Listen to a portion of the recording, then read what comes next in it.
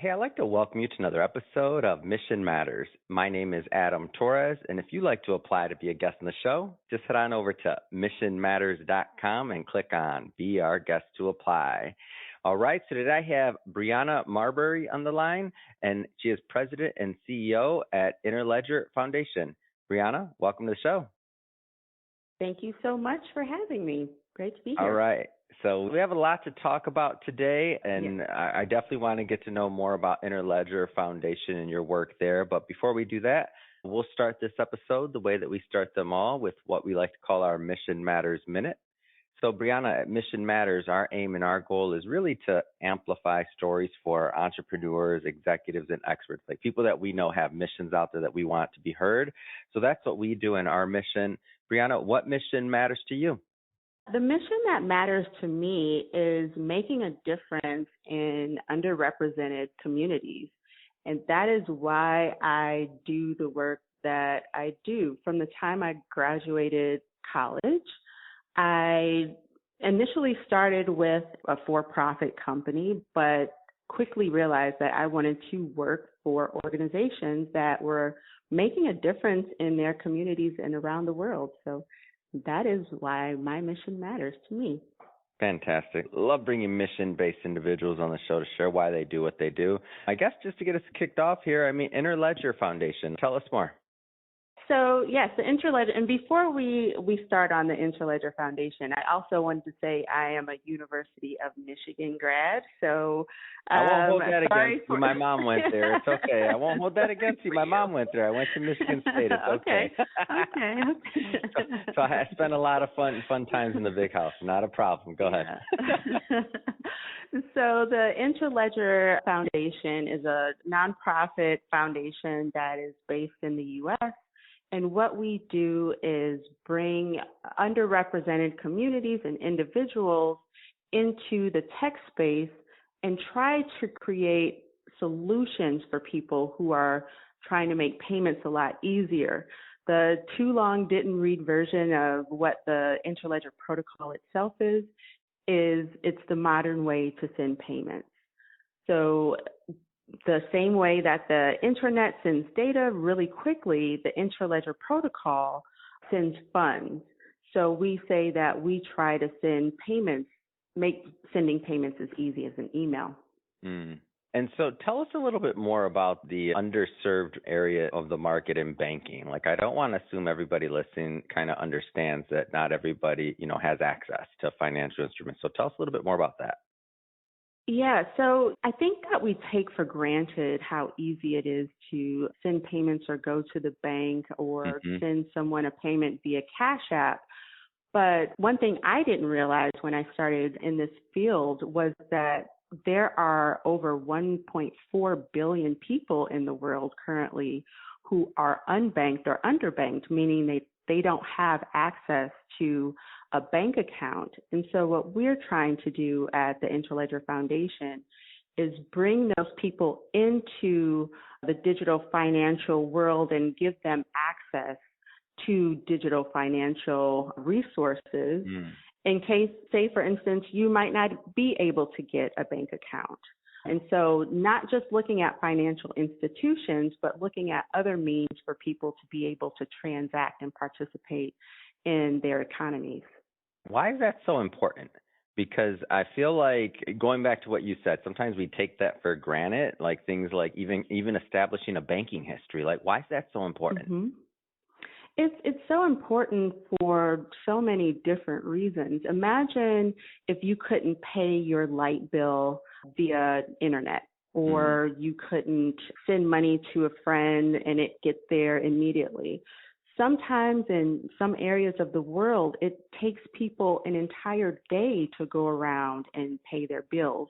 And these are people who... So that's lost wages. They could be doing something else. They're spending like a day on spending payment time with your instead family. of working Exactly. so when you talk about, or working or spending time, I agree with you. They could have been doing that too. Go ahead.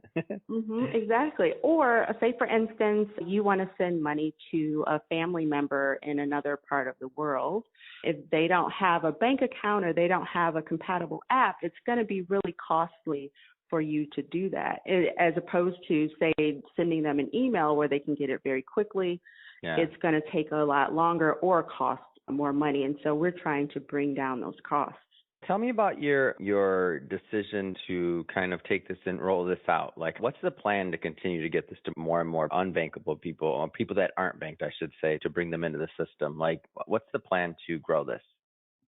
So our plan is to work with people who are trying to build on the infrastructure, people who are already trying to solve for this issue, but might not have the right technology to do so.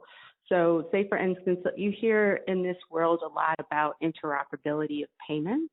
Mm-hmm. We are the answer for interoperability of payments. People think that banks are connected and can send money, and that's not necessarily true. Right now, You have the SWIFT system that, it was really good for the time that it was needed, but it's slow, it's clunky. And so we work with people who are already trying to make this happen, whether that's with a financial institution, whether that's with an entrepreneur, or say mobile money providers, because that is something that has exploded, especially since COVID, and it gives people an alternative way to be able to send funds.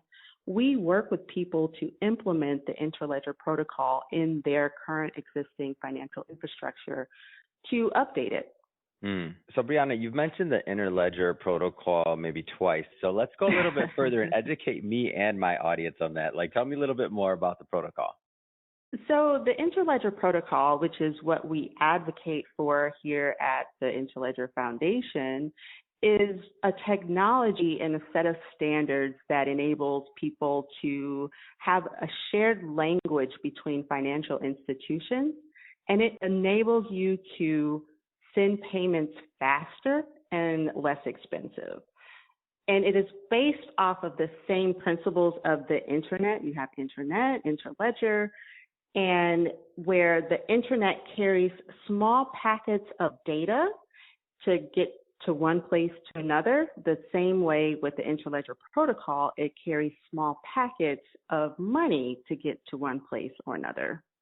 I want to get into this a little bit further. Why are there so many unbankable people? Like, talk a little bit maybe about how this is taking place, because I think sometimes when people listen to this type of interview, or they think, well, unbankable or this or that, and they think that maybe there was something there that like shouldn't have been. But for some of these markets, they were just never built up, right? Like when you think about how the markets evolved. So maybe talk about why there is so many unbankable individuals.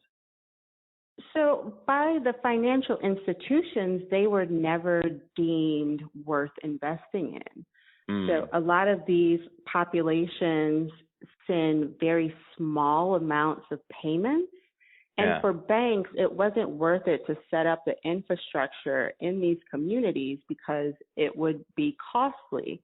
Yeah. What ended up happening and for the bank, they have to make money somehow. So like a car loan or this or that. So a car loan, you have credit, you have lines of credit, a lot of different areas where they make money. And so these small payments that people were exchanging were not deemed credible. And also, a lot of the requirements that these traditional financial institutions have in place to be able to obtain a bank account, such as an ID or an address, in some communities, they don't even have that.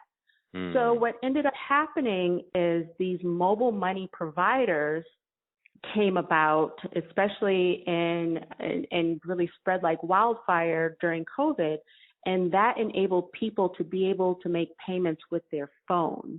What ended up happening is that these small payments aggregated to trillions of dollars. Wow. So now this is what they have deemed an emerging market, because they're trying to figure out, okay, how can we capture some of this market share that we just completely ignored for years? And unlike the old SWIFT system or some of the more antiquated ones that were maybe expensive or they took more to run, like this new type of protocol makes it more accessible. Am I off on that in my understanding, or it makes it more potential there to make it a system that works? Am I off on that, or?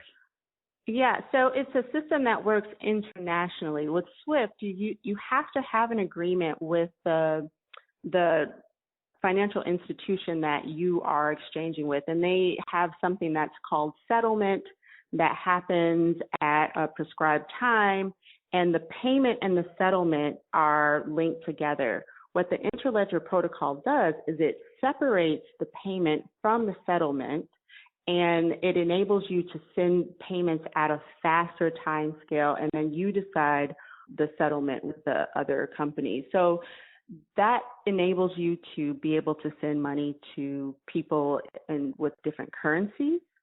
And right now, say for instance, if you wanted to send money to someone in Nigeria, the channels that it would have to go through, it has to come pass through the United States first and then go to the other financial institution. But with the Interledger protocol, which is a network of networks, it will make that transaction time a lot faster.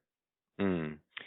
Well, I have to say, Brianna, it's a great story, one that I'm happy to bring to my audience, and I'm also happy to learn about as well. So understanding, a new way to help the world's unbankable people and to, facilitate commerce really, because at the end of the day, like you just mentioned, getting their time back, whether it's not spending a day trying to make payments or whether it's just building that history. I think that this is all great. That being said, we're about out of time for today's episode, but Brianna, if somebody wants to learn more about the foundation or to connect, what's the best way for them to do that?